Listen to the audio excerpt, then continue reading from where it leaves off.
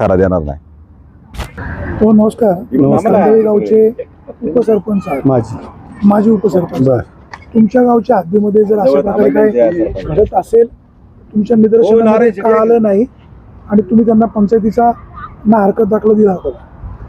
साहेब खरं तर पंचायतीचा ना हरकत दाखलाही नाही आणि काही विषयच नाही आला का, तर हे दिवसभर बंद असते, संध्याकाळी काहीतरी उघडं दिसते आणि त्याच्यामुळे कोण पाहायला पण नाही आली इथं आहे काय. आणि ते इथं असा काही धंदा आहे, आईस्क्रीमचा असू द्या, त्या डिशवॉशचा असू द्या, तर तो कुणाला माहितीच नाही. इथं स्थानिक एकाही माणसाला माहीत नाही की इथं असं काही बनतंय म्हणून.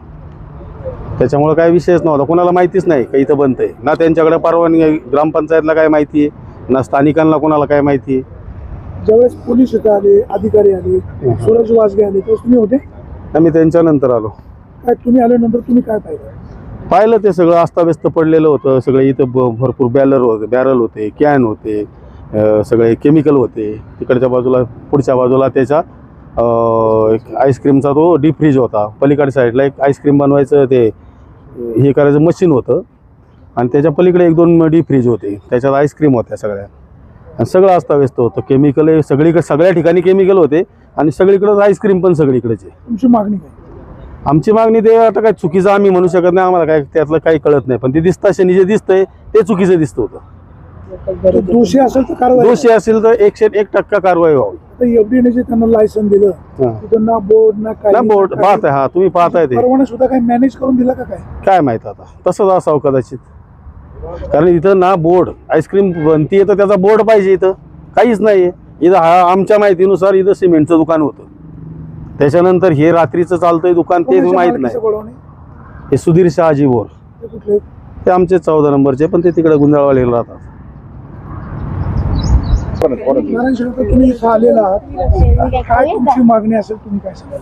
मागणी काय, आता आपण सगळ्या मंडळींनी सगळं बघितलेलं आहे. काय होतं, अशा ज्या गोष्टी असतात, जसं सुरेश भाऊंनी सांगितलं किंवा जीवन मरणाचा प्रश्न आहे. लहान मुलापासून, आता हे बघा, हे लहान मुलं इथं 10-10, 20-20 रुपयाला कुल्फी मिळते आणि ती कुल्फी खाल्याच्या नंतरला मागाशी बोलता बोलता सहज सुरेश भाऊ काय म्हटले की जुन्नर तालुक्यामध्ये कॅन्सरचं प्रमाण वाढलं. माझ्या माहितीप्रमाणे 17 ते 18% भाऊ कॅन्सरचं प्रमाण वाढलेलं आहे. तर आता इथं नाही बोर्ड नाही, काहीच नाही. पूर्वीला इथं सिमेंटचं थोडंसं गोडाऊन म्हणून होतं, सुधीर शहाजी भोर त्यांच्या मालकीचं आहे. त्यांना सुद्धा कदाचित माहिती नसावा की अशा पद्धतीनं इथं हा व्यवसाय चालला असेल म्हणून. एक भाडे रुपयाने त्यांनी दिलं, नंतरला वास्तविक त्यांनी बघायला पाहिजे होतं. तर या निमित्ताने आता तुम्हाला सांगतो, तिकडच्या बाजूला त्या याचे काय म्हणतात त्याला, आईस्क्रीमचे कागद पडल्यात. इथं आज 3-4 दिवस झाले, हे बघा 3रा दिवस आजला, ती आईस्क्रीम अजून पागाळलेली नाही. हे बघा, हे लहान मुलं शाळेतली 10-10 रुपयाला हे करतात. तर मला एवढं या निमित्ताने सांगायचं की असं जर कोणी जर करत जर असेल तर त्याला योग्य शिक्षा झाली पाहिजे. हा जीवन मरणाचा प्रश्न आहे. मला एक नवाल वाटतंय ह्या गोष्टीमधून. आता पण ऐकण्यात आलं का, बलात्काराला 10 वर्षे शिक्षा झाली, बेसळखोराला 5 वर्षे शिक्षा झाली, त्याला तुरुंगात टाकलं का, त्याला फाशी झाली. असं आहे का? असं झालं तर ह्या धाडस होणार नाही सुरेश भाऊ ह्या मंडळींचं. म्हणून जेवढी कडक कारवाई करता येईल तेवढी कडक कारवाई झाली पाहिजे, अशी आमची ग्रामस्थांची मागणी.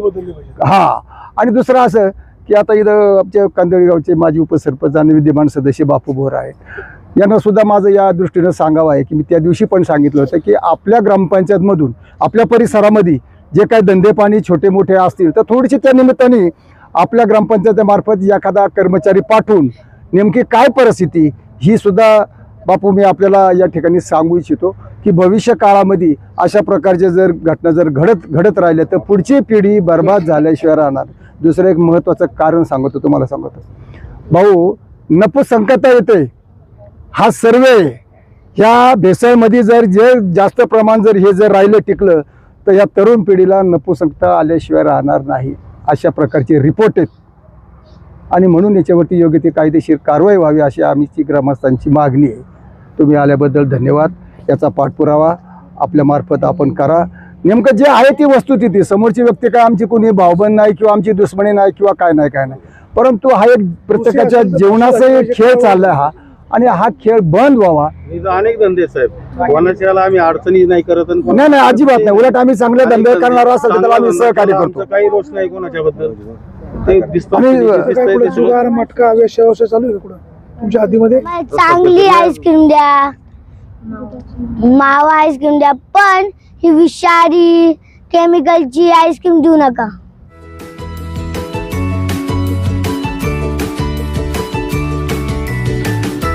बातम्या शेतीच्या, बातम्या मातीच्या, बातम्या अन्यायाच्या, गुन्हेगारीच्या,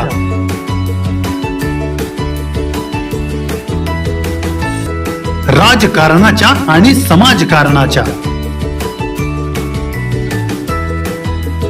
शोषणाविरुद्ध बुलंद आवाज, जनसामान्यांच्या हुंकाराची गाज, सत्कार्याला प्रोत्साहन,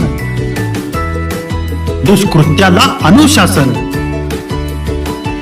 निर्भीड, निस्पृह, सडेतोड, बेधडक आणि रोखटोक म्हणजेच विघ्नहर टाइम्स. शोध बातमीचा, ध्यास सत्याचा. आपलं चॅनल, आपली बातमी. सबस्क्राईब तर कराच, पण बेल आयकॉनवर क्लिक करायलाही विसरू नका.